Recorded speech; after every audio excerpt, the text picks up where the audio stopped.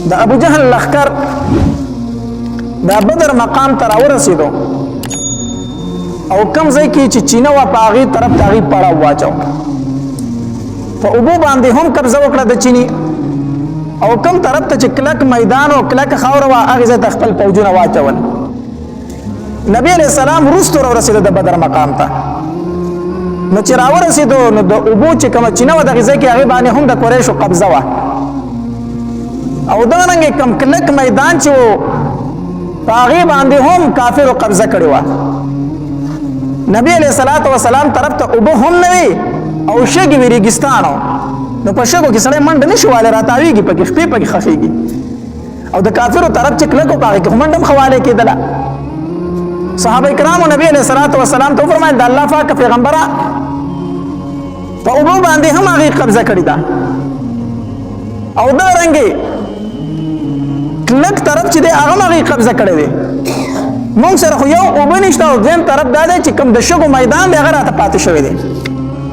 نبی علیه الصلاة والسلام د الله تبارک وتعالی په دربار کې دعا وکړه نو الله تبارک وتعالی پرې د شپې باران وورو د هغې ذکر الله تبارک وتعالی په قرآن کې کړی دی وینزل علیکم من السماء ماء لیطهرکم به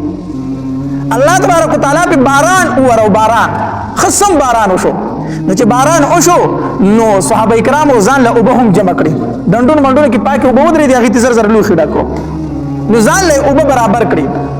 دویم دا دی چې په دې شګ باندې باران وشي دا کلکه شي د دې نه یو سیمټ غونته جوړ شي نرشک شي دا کلکه شي او کوم طرف ته چې خاورې نه هغې کې خټې جوړې شي خو چې بیا پکې منډه وایي چې ورته تاویږي به نو باران وشو یو خو صحابه کرامو ته اوبه هم پوره شوې دویم دا دی چې هغه شګلن میدان کلک شو او هغې طرف ته چې مټینه خاوره وه هغه خټې وګرځېدلې نو د هغې هغه طرف نقصاني شو د مسلمانانو هغه طرف هغه پیدمن شو نو چې کله سار شو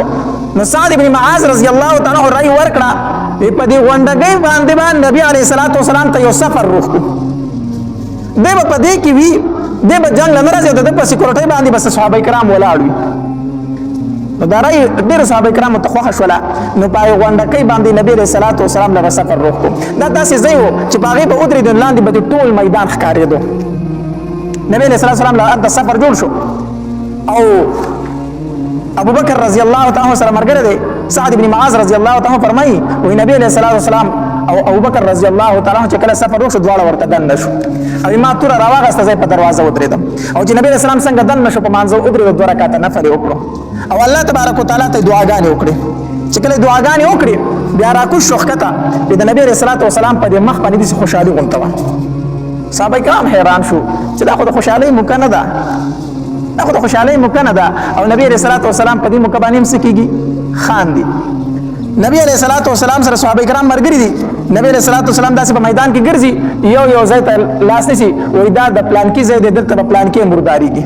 دا د پلانکي ځای دی په دې ځای به پلانکي مردارېږي دا د عتبه ځای دی دا د شیبه ځای دی دا د ولید ځای دی دا د ابوجهل ځای دی دا یو کافر نوم اخلي او یو ځای ښیي صحابه کرامو باندې زیری وکړو علي رضی الله تعالی عنه فرمایي وی په کومه شپه باندې چې سار له به جنګ کېږي په دغه شپه باندې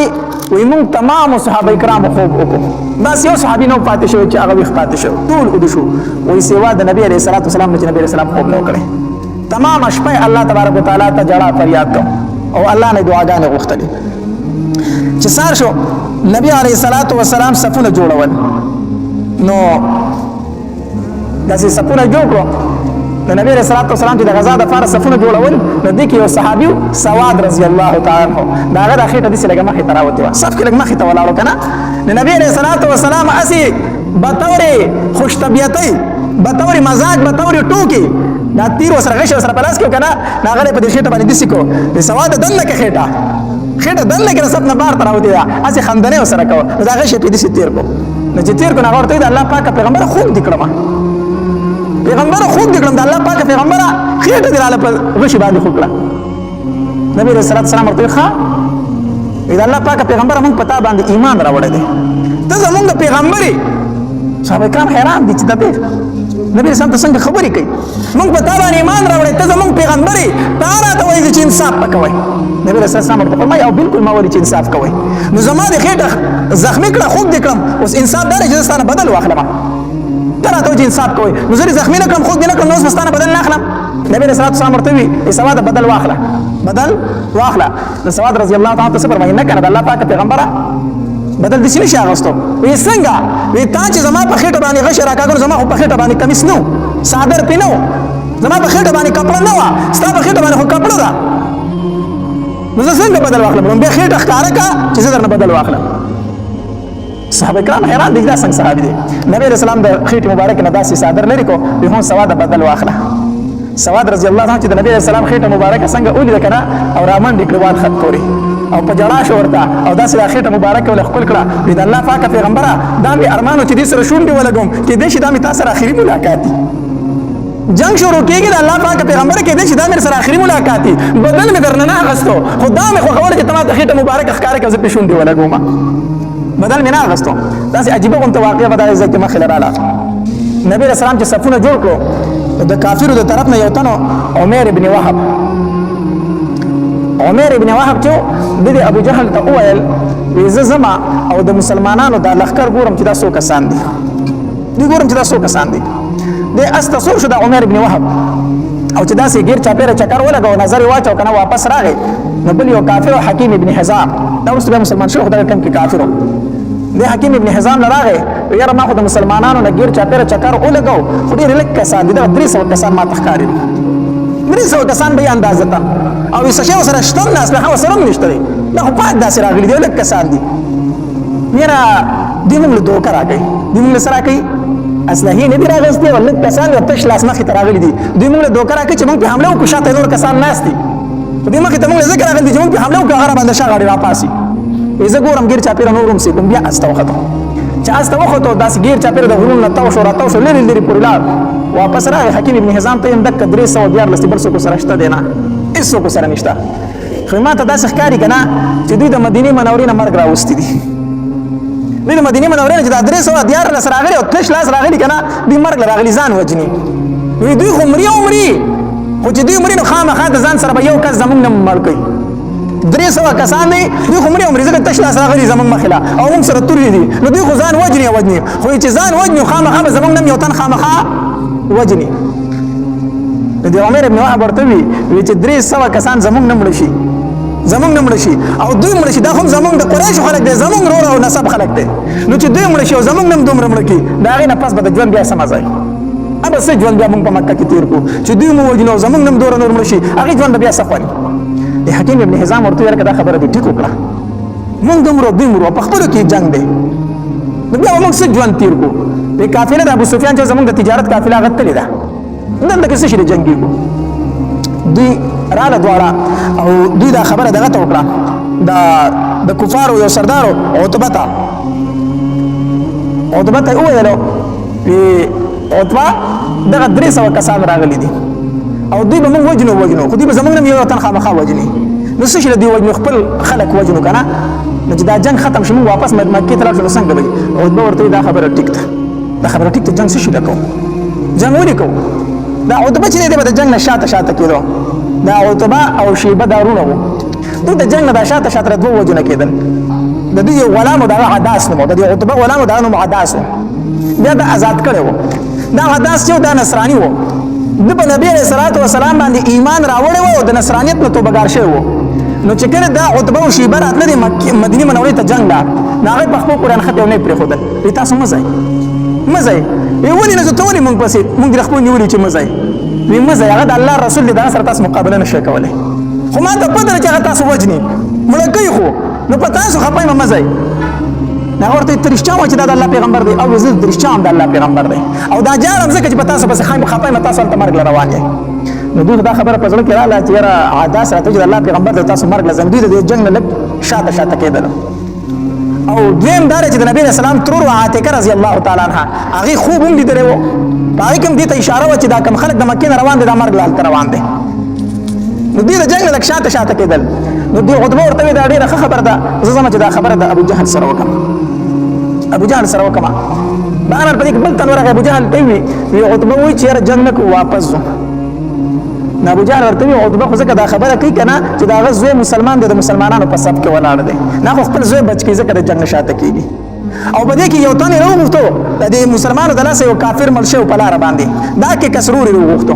چې چې رور وخت کنه یا لکه ستا غتر خو وی عتبه چې واپس زو ستا د روح بدل نه اخلي روح بدل نه اخلي اوس دا خلک را پارو دا هغه چغې کړي وا عمره خپل مل رور یادو چغې کړي وا عمره وا زما عمره رور وا زما عمره چې دا چغې شروع کړي په خلکو کې لګ غیرت راواچو چې دې مسلمانانو را سره وجله تاسو ته واپس ځه بهرحال دا عتبه د خپل خبرې نه شو واپس شو یې صحیح ده چې تاسو وايي جنگ کو جنگ به وکړو صفونه جوړ شو یو طرف ته د مسلمانانو صفونه جوړ شو بل طرف ته د ابو جهل صفونه جوړ شو د هغه طرف نه درې تنه راوتل مقابله ته عتبه شیبه او ولید عتبه او شیبه او ولید دا عتبه او شیبه ورونه او دا ولید زوی و او د یو وراره نو یعنی دورونه یو وراره وروتل جګړه د درې واړه وروتل مقابله ده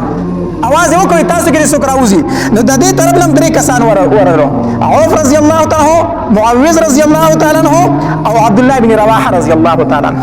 دا درې واړه صحابه کرام وروتل دا معوذ رضی الله تعالی دا عوف رضی الله تعالی عنہ دا رونه دي او دا د حارث زامن دي دا عفرا یو زنانه ده دا معاذ او معوذ نومونه په تاسو اوریدلی کنه دا د عفرا زنانه زامنو ته دی و زامنو درې د یو خاوند او څلور د بل خاوند او ور زامن په جنگ بدر کې شریکو دا سي زنانه هم تیری شوی دي ښا د عفرا رضی الله تعالی عنها و زامن او ور په جنگ بدر کې شریکو وواړه نو دا دې طرف هم ضرورونه وروتلو عوف رضی الله تعالی معاوذ رضی الله تعالی او عبد الله بن رواحه رضی الله تعالی دې مقابله ته وروتل چې وروتل عتبه تاسو کوی تاسو کې دوی ورته رحت من الانصار موږ د انصارو کسان موږ انصار یو تاسو خلک نه یو نو عتبه ورته وي تاسو سره زموږ اسکار نشته تاسو سره نه څنګه تاسو واپس شئ موږ زموږ د مقابله خلک وباسي مهاجر وباسي د مکه والے وباسي زموږ د هغه سره مقابله ده نبی علیہ الصلوۃ والسلام आवाज وکړ به حمزه دایترو به حمزه وزه علي دایترزو علي رضی الله تعالی توزه او عبیده بن حارث رضی الله تعالی عنہ توزه درې صحابه کرام وتل د دې طرفنا خو صحابه کرام مخونو باندې داسي صادر باندې تړلي صرف سترګې ښکارې دي مخونه پټو نه هغه طرف ته نه عتبه تاسو کو وی تاسو څوک نو حمزه رضی الله تعالی عنہ فرمایي زه حمزه ما علي زه چا کوي زه علي ما او دې طرف نه عبیده بن حارث رضی الله تعالی عنہ زه عبیده ما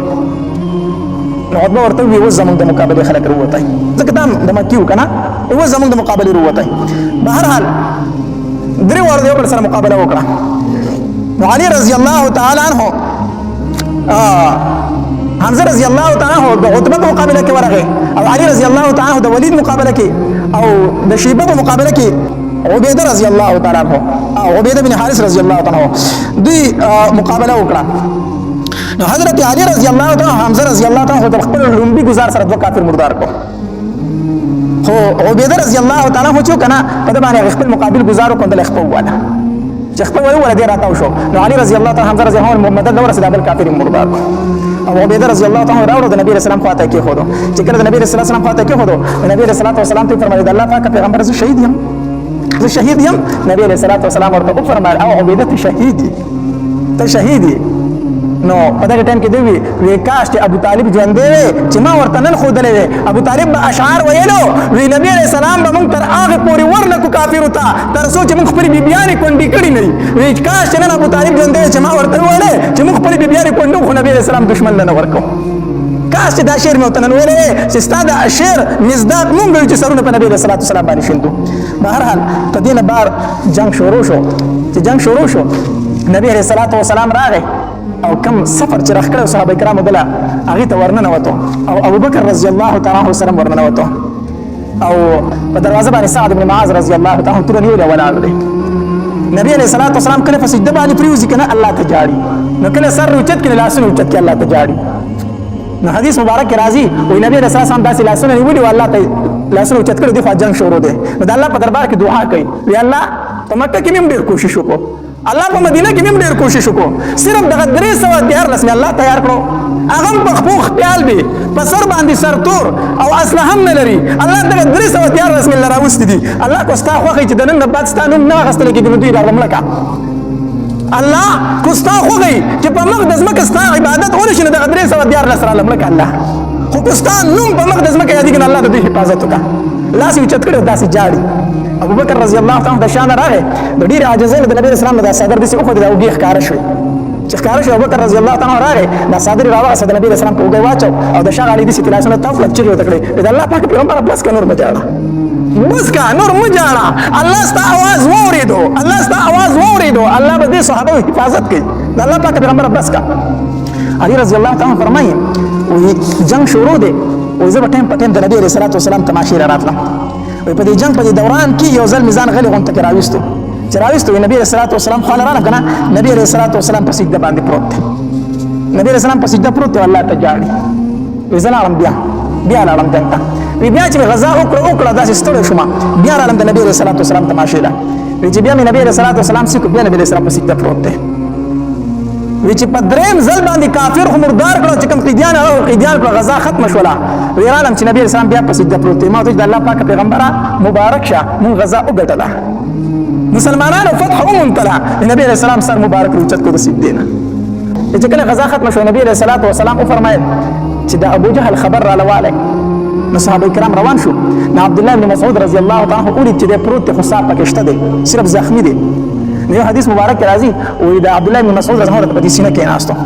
په دې سینه ورته داسې کې ناستو د سینې ته وخت چې کې ناستو د سترګې دې وغړولې نو چې عبد الله بن مسعود هم باندې سترګې ولګي کنه اے د بيزو سره ون کډي روچت ځای ته خدلې دا ابو جهل الفاظ وقا عبد الله بن مسعود هغه په دغه ټیم کې وی اے د بيزو سره ون کې نن ډېر په اوچت ځای باندې ناسي نو عبد الله بن مسعود رضی الله تعالی عنہ فرمایلی وی او زدي پسینه ناسیم وی کول څه غواړي ابو جهل ورته وی عبد الله بن مسعود رضی الله عنه فرمایلی سر د کلم کو سر در نه کټ کو وی چې سر نه کلم کوي کنه ستاده تور زما په سر کار نه کوي زما د تور والا په دې باندې را سر وخه ستا تور زما سر نه وسی زما په دې تور باندې زما سر وخه خو یو خبره درته کومه په دې به عمل وکي عبد الله بن مسعود رضی الله عنه فرمایلی وسو وی زما د اثر به دې وګو سره کټ کې ابو جهل ته وی زما د اثر به دې وګو سره کټ کې چې په نور سرونو کې دې غټ کاری چې روبي سی وای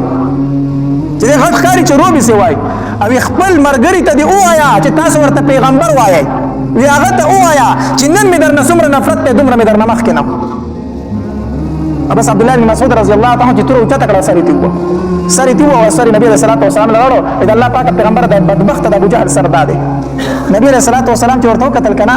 او عبد الله بن مسعود رضی الله تعالی عنہ ټول کیسه بیان کړه نبی رسول الله صلی الله علیه وسلم فرمایلی یو زما فرعون یو د موسی علیه السلام فرعون فد موسی علیه السلام فرعون چې هغه کمزور او زما د فرعون نه ځکه چې فرعون چپور اواز کنه هغه آمنت برب موسی و هارون فرعون چې کله چپور اواز نه چې کړی وی ما ایمان راوړ پر رب موسی او د هارون باندې خو د ځن کدن ته وکړي به توبې نه قبلې دي او زما د فرعون په وخت د ځن کدن کوم دا وی چې ستاسو پیغمبر نه اوس دومره نفرت چې مخکې دي دورانه وی زما د فرعون د موسی علیه السلام د فرعون نه زیات سختو بهر حال غزا وشوله الله تبارک وتعالى مسلمانانو ته فتح ورکړه دا څه خیرته بیانات د اوریدلو لپاره زموږ یوټیوب چینل واجد اسلامي سټوډیو سبسکرایب کړئ په دې به تاسو ته انشاءالله ورزش خسته بیانات میلاویږي ټیم په ټیم باندې دا بیل آیکن د سر کلیک کړئ تاسو ته نوې ویډیوګانې مخې ته راځي والسلام